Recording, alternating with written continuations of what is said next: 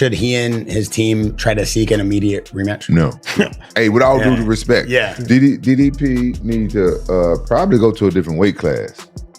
He probably should go drop down a weight. So he's too big to drop down. No, he's stuck. Yeah. I don't even think Dricus Du Plessis will ever put his hand up to fight Khamzat Chimaev again. And even if he did, I don't know if the UFC would make it just because it was so non-competitive, and Khamzat Chimaev has every single aspect of Dricus Du Plessis' game figured out. Khamzat was very dominant. He got everything down. You can't have technical holes like that. What makes you different? I could do stuff that Dricus was not able to do. Take him down, put him on his back, gotta hurt him, make him work harder. There's not an area that's gonna be bad for me. Fluffy is on an 8-fight win streak. Fluffy is very good. He beat Dolidze, and I don't want to be a hater, but I don't think Dolidze is really good anywhere. It's refreshing how honest you are. I feel like we should be friends, RDR. Who do you think has the best chance of dethroning the newly crowned champion? It's me, yeah. I think so. Hey! Following his one-sided defeat at UFC 319, several UFC pros have urged Dricus Du Plessis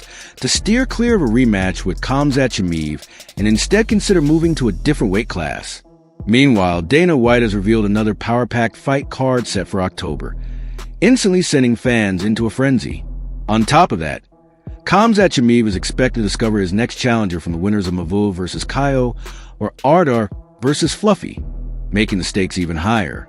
In the main event, it's a 5-round fight between middleweight contenders Reinier de Ridder and Anthony Fluffy Hernandez. That is a bad fight. And obviously next month in Paris, we have another top middleweight contender fight between number 2 ranked Imavov and 7th ranked Bohalyo. And then Vancouver is a few weeks later. We'll see how this whole thing plays out. And we're going to end up with a middleweight challenger for Khamzat Chimaev's title that he just won. So these fights have massive implications. After moving a step closer to a title shot, RDR believes he has the blueprint to deal with Khamzat Chimaev. In his eyes, the key is to take Khamzat down, force him to work harder, and exploit the areas where Dricus Du Plessis fell short. RDR pointed out that while Khamzat kept Dricus under heavy control, he wasn't framing properly, leaving openings that a sharper, more technical fighter could take advantage of. Be able to take him down, put him on his back. I could do some stuff that Dricus was not able to do. Gotta hurt him, make him work harder. It was a technical error, the technical skills that he just didn't have to be able to escape those positions. He was just holding him onto him, man. Right. He was not even framing, right? How do you dissect your fighting style with Khamzat Chimaev? What makes you different than everybody else he's fought? If he takes me down, great. If I take him down, great. It's on the feet, great. There's not an area that we can go to in the fight that's gonna be bad for me. Jiu-jitsu is a very important aspect of fighting him. See if I can get in the clinch and hurt him there. I have a feeling I know what the answer is. Who do you think has the best chance of dethroning the newly crowned champion? It's me, yeah. I think so. Yeah. Point at yourself, Art. Reinier de Ridder also questioned Caio Borralho's place in the middleweight title race, pointing to his limited activity and lack of big wins this year. De Ridder stressed that fighters like himself and Imavov have been far more active and proven themselves against tougher competition, while Borralho's inactivity makes it harder to justify a spot in the immediate title picture. The main thing is about this fight is when it's gonna happen. If he wants to fight in Abu Dhabi, I think it's very clear that I'm the guy. Caio and Imavov are fighting in 3 weeks, so it might be a little bit too short for one of them to step up. I think Imavov is very deserving as well. Right. He's very skilled. He has a crazy record. What he did to Adesanya was great. Was amazing. I didn't expect that at all, and it was perfect. I think Caio should. He's not there. He didn't even fight this year, I think. So his last win was over Cannonier, maybe. His best win is Cannonier, which is good, but MVP just beat him as well. So I beat 5 guys this year, and he beat nobody this year. So I think he's not there. Meanwhile, Anthony Hernandez has quietly built one of the most impressive streaks in the division, becoming the first middleweight to notch 8 straight wins without a title shot. His consistency has finally earned him a main event clash with Reinier de Ridder at UFC Vancouver. Hernandez jumped at the opportunity the moment it was offered, calling it just another step on his road to the top. He stressed that he's ready to face anyone, anytime, and that this fight is his chance to prove he deserves a spot in the title conversation. How did this happen, Fluffy? Because we saw you in Chicago, like, you were doing interviews as of Monday. Here we are Wednesday, fight is official. Yeah, no, Monday I was getting a massage and I got the offer and they said, I think this is an offer you don't want to pass. And I said, okay, then run it, sign the contract. And now we're here. Just, you know what I mean? Who's they? Is that your management or matchmakers? Or? Matchmaker, yeah, Hunter. It's like, all right, if this is what I got to do, then let's keep going. Like I said, man, if I got to knock every motherfucker down until I get to the top, then so be it. Yeah, did it surprise you a little bit, though? Like, did you think that they would at least take a few more days, just especially given all the talk with Khamzat saying he might turn around? I mean, look, at the end of the day, I'm not the matchmaker. I'm not Dana White. I don't make the calls, you know what I mean? Like, he says, hey, be here, and I'm like, I'm in. If I'm healthy, I'm there, you know what I mean? I'll never say no from anybody in this. Rumors have been circulating about a potential rematch between Dricus Du Plessis and Khamzat Chimaev, but Rampage Jackson quickly shut down the idea. According to him, after such a one-sided defeat, Du Plessis shouldn't even consider asking for another shot. Instead, Jackson suggested that Dricus might be better off exploring a different weight class, as he appeared stuck in his current division and could benefit from making a move down. Should he and his team try to seek an immediate rematch? No. You just got destroyed. You just got destroyed. Yeah, like, there's fuck no no. words. DDP shouldn't even say the word "re" or "match" in the same fucking sentence in an interview. Yeah. Hey, with all due respect, DDP need to probably go to a different weight class. He probably should like go drop down a weight. So he's too big to drop down. He's stuck. Yeah. And then Meanwhile, Nate Diaz shared his blunt opinion on Khamzat Chimaev, calling him more fearful than fearless. Diaz argued that while Chimaev may look dangerous, his tendency to rely heavily on grappling instead of committing fully to striking shows hesitation. According to Nate, a Real fighter wouldn't hold back like that, and this cautious approach makes Chimaev appear more like a scared kid than the ruthless warrior many believe him to be. I don't like that kind of fighting. What's the boring fighting? It's boring to me. Like it's the one that's on the ground the whole time? Like he's supposed to be a big scary guy, right? And do you remember when he had him in side control and he's holding him? Yeah. Dominating him, right? And then he's like, let's go, and hits him a little bit, like little soft punches and shit. It's like, that's what people don't understand about like the styles. Like that type of fighter is a scared fighter. He's scared for his life that he let go that much to hit. He's that afraid that if he lets go to hit him hard, that motherfucker might get up and get the away from him. So that's a scared style to me. And he comes off as this big intimidating guy, but it's a big old scared child. And I think and that's why I tweeted about it. I said, he's not a fighter because you could tell by how scared he is holding him that. Nate Diaz also explained how he would approach a fight with Khamzat Chimaev, saying that stopping his relentless takedowns isn't realistic unless you're a superior wrestler, which very few are. Instead of wasting energy constantly defending and trying to stand back up, Diaz suggested it's better to accept the ground game, adapt, and fight effectively off your back.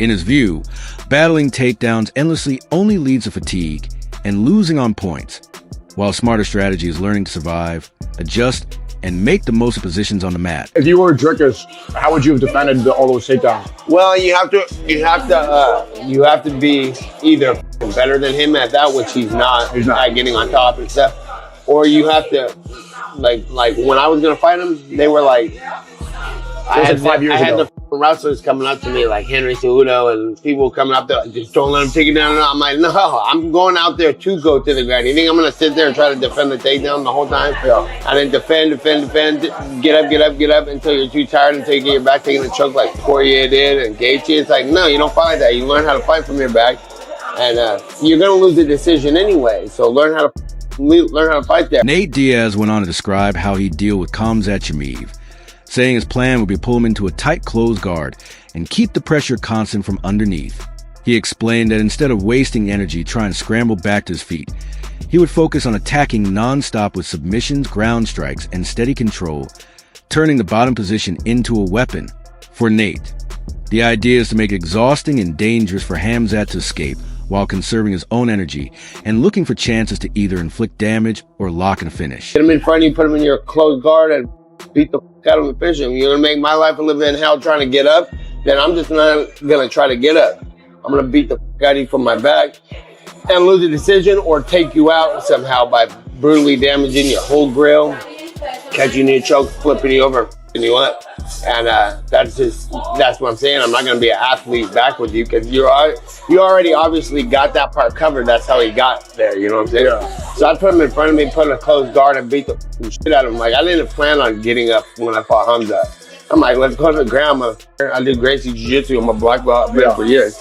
I plan on going to my back and finishing your or splitting your whole face open while I'm down there for 25 minutes. Renato Moicano was blown away by Khamzat Chimaev's performance at UFC 319, saying the way he dominated Dricus Du Plessis was so one-sided that some rounds could have easily been scored 10-8. He highlighted how often Chimaev trapped Du Plessis in crucifix position, around 8 times over 5 rounds, and noted that kind of control was even more dominant than full mount. Every round was 10-8. Well, so what do you make of his Khamzat's performance? Doesn't fucking matter. No. He destroyed Dricus Du Plessis. I was surprised. Let me ask you with another question. How many times he got on the crucifix? 4.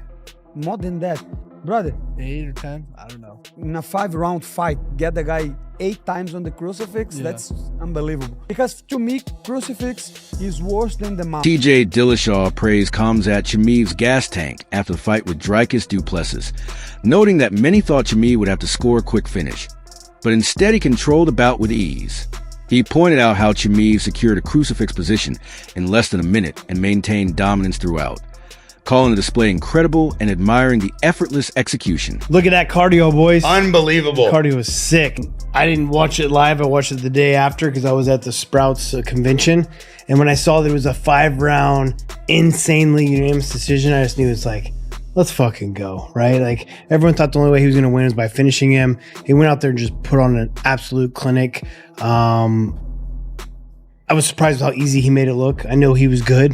I thought it was going to be a lot harder of a challenge. I mean, I'm a DDP fan as well, too, like his pressure and the way he fights, right? But Chimaev looked like very low level, like he'd never wrestled a day in his life before. It was crazy. He took him down and crucified him in under 50 seconds. You know what I mean? Like, under 50 seconds, you got taken out and crucified and, like, held him there for so long. Insane. Barnhill brothers weighed in on the idea of a Khamzat Chimaev versus Dricus Du Plessis rematch, with Nick Barnhill explaining that if Chimaev had scored a quick submission, a second meeting could have been possible.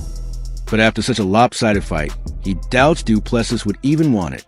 He added that the UFC likely wouldn't book it either, since Khamzat appeared to have solved every aspect of Dricus style, and that's not something an extra camp or 2 could realistically change. If he would have submitted Dricus Du Plessis in the first or second round, I believe we'd be talking about the rematch today. Dricus would have probably come out and said, yeah, he caught me in a position. I'm not going to let it happen again. I've defended my belt twice. I'd like another crack at this. I don't even think Dricus Du Plessis will ever put his hand up to fight Khamzat Chimaev again. And even if he did, I don't know if the UFC would make it just because it was so non-competitive, and Khamzat Chimaev has every single aspect of Dricus Du Plessis' game figured out, and there's no answers that Dricus can figure out in 1 camp, 2 camps, or even... Stephen Barnhill Jr. echoed the same view, saying that had the bout ended with a quick finish, there might be reason to consider a rematch. But instead, Khamzat delivered a statement performance by dominating every round and controlling the fight wherever he wanted. He noted that while Dricus is undeniably tough, deep down, he likely has no desire to run it back after feeling that level of pressure and control. Such a good point, dude, because I felt the same way. You know, like if it had been a quick submission or even a quick knockout, regardless of which way it went, you know, there could be some rumblings of a rematch down the road. They go, whichever one lost went and got some impressive finishes and got back in. Khamzat made a statement with that performance last night. I mean, he dominated from start to finish. He landed takedowns at will, and he made it to where, as you said, Dricus probably doesn't even want to fight him again. No. Of course, Dricus is a warrior, but I know there's a part of Dricus deep down that's like, holy, what was that? Like, I do not want to experience that. Heavyweight champion Tom Aspinall also praised Khamzat Chimaev's showing against Dricus Du Plessis, highlighting the way he took control early, mixed his striking effectively, and executed clean grappling throughout.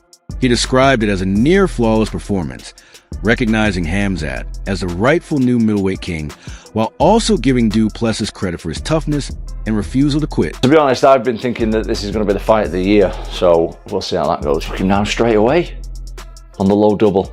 A minute into the fight, he's got him in the crucifix. Little punches to the ear. He's working on his collie. Completely dominated in the first round. Khamzat straight on a double again, sits him down. If I was Khamzat though, I'd be trying to finish it in this spot. Once he gets them hands together from the back position like that, his grip must be unbelievable. What Khamzat's doing really well is he's switching stances a lot as well from the stand-up. In the limited stand-up that he's doing, he's keeping DDP guessing. But he's managed to reverse him though with 2.5 minutes left. Don't go for no submissions or nothing like that. Don't lose position. Oh, he's come for the guillotine. He's lost his position. He's popped his head straight out. Oh, last minute. He's put a few shots on him there though. He's got him going backwards. Oh, DDP's ended up on top with 30 seconds left.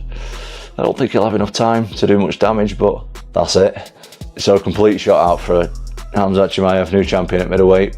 Congratulations to Khamzat. Commiserations. On the flip side, Dricus Du Plessis coach Martin voiced frustration with referee Mark Goddard, saying the bout with Khamzat Chimaev should have been stood up more often. He felt the fight slowed unnecessarily, with plenty of shots thrown, but few doing real damage. Martin called the action smothered and dull at times, stressing that Dricus will need a full 12 to 16 weeks of preparation to make the right adjustments, with plans for a comeback early next year. Coach Morne Visser blames referee for Khamzat Chimaev loss. Dricus Du Plessis' coach, Morne Visser, believes referee Mark Goddard should have stopped the action more often and stood Khamzat Chimaev back up. Visser also said Du Plessis would ideally like to return early next year.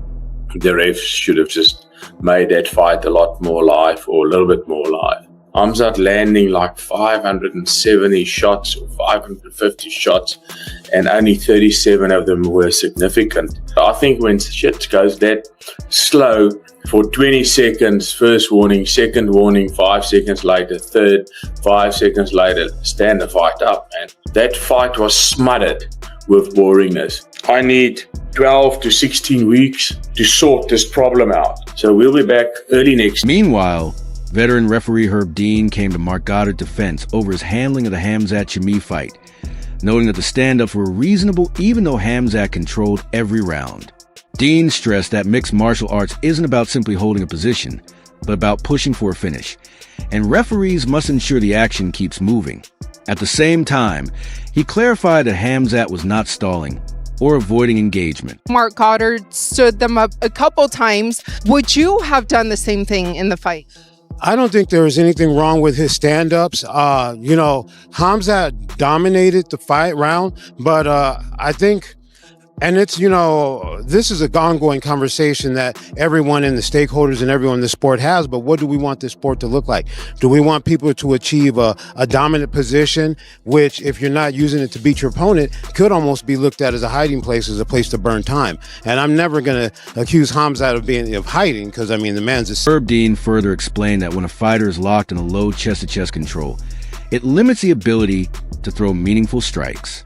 Because of this, he agreed with the stand-ups Mark Goddard enforced during those moments, saying the resets were appropriate to keep the fight active. But if you get a position, like we can break that one down, the crucifix, chest-to-chest position, not a lot of height, very difficult to get a place where you can punch your opponent. Sometimes he's able to get elbows. And what, you want to reward people. We can talk about 10-8s and that at the same time. You want to reward someone with a 10-8 for trying to finish their opponent, for taking a risk. It takes a risk to make some space, to posture where you're going to be able to maybe finish the fight. And I think that's what we want our sport to look like. And so I'm okay with those stand-ups that Mark Goddard did. DDP's coach also underlined that the priority in preparing for a potential rematch with Khamzat Chimaev is correcting past errors before anything else.